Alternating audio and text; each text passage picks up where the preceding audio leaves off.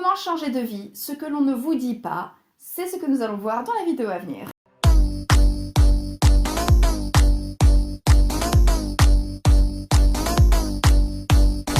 Salut mes petits bichons, j'espère que ça va, je suis contente aujourd'hui, j'espère que votre confinement se passe bien à l'heure où je vous parle aujourd'hui, à l'heure où j'enregistre cette vidéo, nous sommes tous confinés chez nous.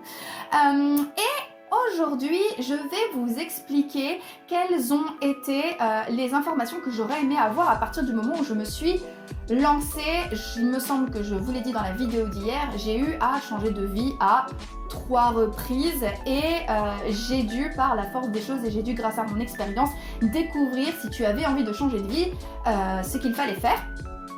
Et je l'ai appris un petit peu sur le tas et aujourd'hui je préfère vous donner cette expérience et du coup dans cette vidéo nous allons voir exactement quelles sont les précautions à prendre et quelles sont les choses que vous devez impérativement savoir si vous voulez changer de vie. Et par ailleurs, si vous voulez être accompagné dans votre nouveau changement de vie, si la période que nous sommes en train de vivre en ce moment vous a amené à des prises de conscience et que vous avez décidé que peut-être qu'effectivement la vie que vous menez aujourd'hui ne vous convient pas, alors sentez-vous libre de prendre rendez-vous avec moi. J'ai remis en ligne ma plateforme de coaching, donc vous pouvez cliquer sur le commentaire qui est en commentaire épinglé et vous allez tomber sur un lien où vous allez pouvoir directement prendre rendez-vous avec moi. Donc vous allez tomber sur mon agenda, vous allez pouvoir bloquer une heure et on va pouvoir faire un point ensemble sur ce que l'on peut faire. Et donc je propose en ce moment, c'est un nouveau programme de coaching qui s'appelle Nouveau Départ et c'est un accompagnement sur 3 mois où je peux vous accompagner dans votre nouveau changement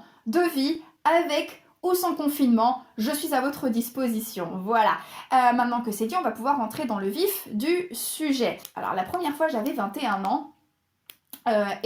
J'étais en fac de psycho et puis j'ai finalement décidé de me lancer dans le commerce. Et donc ça a impliqué en fait de complètement prendre un virage sur le plan de mon orientation professionnelle. La deuxième fois que j'ai dû changer de vie, c'était à l'époque j'avais 23 ans, j'étais vendeuse. C'était terrible. Je sortais avec mon patron et on vivait chez sa mère.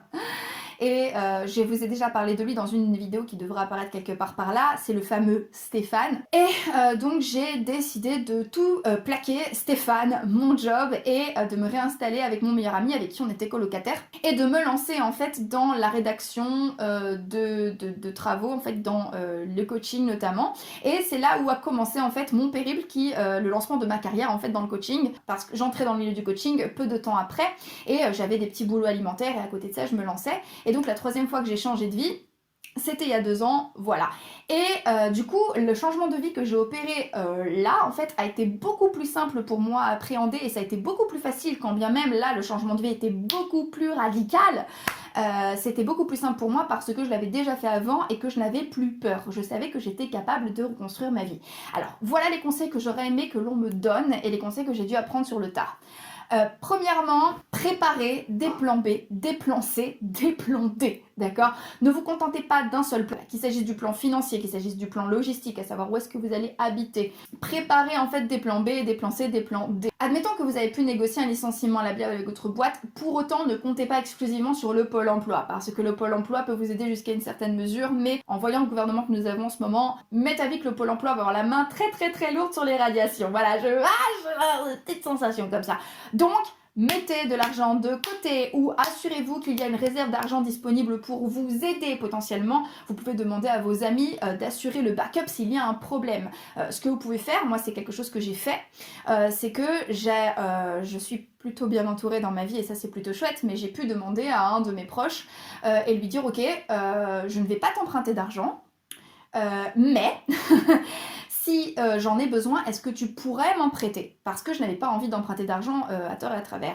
Et ce proche m'a dit, oh oui, je peux bien te prêter cet argent si tu décides de te lancer. Au contraire, je serais ravie que tu le fasses. Je serais content que tu n'aies pas à m'emprunter d'argent, mais effectivement, j'assure tes arrières. Et mon père également était derrière moi. Mon papa, qui a travaillé très dur et qui travaille encore très dur, m'a dit, ma chérie, si tu veux te lancer, sache que nous sommes derrière toi. La deuxième chose que j'aurais aimé qu'on me dise, c'est de ne pas fantasmer sur ma nouvelle vie. Alors, c'est bien de se projeter. Moi, je prends la loi d'attraction, je pratique la loi d'attraction très régulièrement et c'est la loi d'attraction qui m'a emmenée à Barcelone. Mais sachez qu'il faut bien faire la différence entre votre fantasme de votre vie rêvée et la réalité que ça va impliquer. Quand on imagine la vie de ses rêves, on imagine en général les avantages sans les inconvénients de la vie de ses rêves. Si on veut investir dans l'immobilier et avoir plein d'immeubles et plein d'appartements, on n'imagine pas le travail que ça va donner, le travail et le potentiel de bordel que ça va être votre vie en ayant plusieurs appartements. Parce que les problèmes que vous pouvez avoir avec un bien immobilier, vous pouvez le multiplier par autant de biens immobiliers dont vous disposez, par exemple. Ou si vous décidez de vous lancer dans la musique, il va bien falloir comprendre que vous allez devoir intégrer un milieu qui n'est pas forcément toujours très sain, que vous allez peut-être tomber sur des gens malveillants, et quel que soit en réalité votre projet, quelle que soit la nouvelle vie que vous allez avoir, il faut réfléchir à votre challenge et à la part donc que cela va représenter. Moi, c'est quelque chose que je demande toujours à mes élèves lorsque je les accompagne pour qu'ils changent de vie, c'est ok, quelle va être la part sombre de ton projet ? Quel va être le bordel avec lequel tu vas devoir composer? Quels vont être les sacrifices que tu vas devoir faire? Quelles vont être les concessions que tu vas devoir donner? Quels sont les mauvais aspects dont tu te passerais bien? Et est-ce que tu es prêt à embrasser ce bordel? Est-ce que tu es prêt à faire avec? Est-ce que tu es prêt à composer avec la somme de problèmes, de sacrifices, de compromis, de challenges, d'efforts que va représenter ton projet? Et si la réponse est oui, vous allez pouvoir vous lancer en étant conscient des efforts que vous allez devoir fournir, et donc je peux vous assurer que vous aborderez en fait chaque étape du projet beaucoup plus sereinement parce que vous aurez anticipé les problèmes que cela représente. Et la troisième chose que j'aurais aimé que l'on me dise, c'est qu'il y a des gens qui vont vous en vouloir à mort et il y a des gens qui vont vous reprocher en fait d'évoluer. Il y a des personnes qui ne vous connaissent pas, qui n'ont aucune idée des efforts que vous devez fournir pour avancer, pour évoluer, qui vont juste constater vos résultats et qui vont vous en vouloir d'obtenir de si bons résultats et qui ne vont pas voir la panique, les larmes, les cris, les problèmes qu'auront engendré vos décisions ou la somme d'efforts à fournir pour arriver là où vous êtes.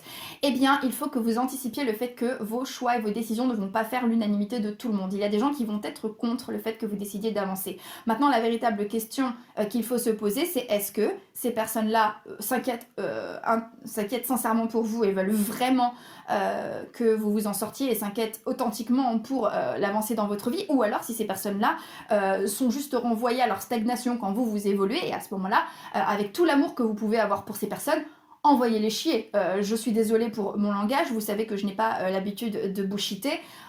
Envoyez chier toutes les personnes qui vous en veulent d'avoir évolué, qui vous en veulent d'évoluer, qui vous en veulent de vouloir avancer dans votre vie. Pour ma part, j'ai avancé dans ma vie et j'ai gardé auprès de moi toutes les personnes qui m'aiment. Je n'ai pas particulièrement perdu d'amis. Mais je m'étais préparée à l'idée que d'autres personnes m'en voudraient. Et j'avais déjà écarté en fait de ma vie les personnes qui risquaient potentiellement d'être jalouses de mon avancée. Voilà pour tous les conseils que je voulais vous donner aujourd'hui. Si vous avez envie d'aller plus loin, donc comme je vous le disais, vous pouvez cliquer sur le lien qui sera en commentaire épinglé. Vous allez tomber sur une page qui va vous expliquer donc mon nouveau coaching, donc nouveau départ. Et à ce moment-là, vous pourrez prendre rendez-vous avec moi et on pourra voir ensemble ce que l'on peut faire. Voilà, il me semble que j'ai tout dit pour maintenant. Je vous embrasse, prenez soin de vous. Et comme d'habitude, n'oubliez jamais que si une petite quiche comme moi y arrive, tout le monde peut y arriver. Donc maintenant, c'est à vous de jouer.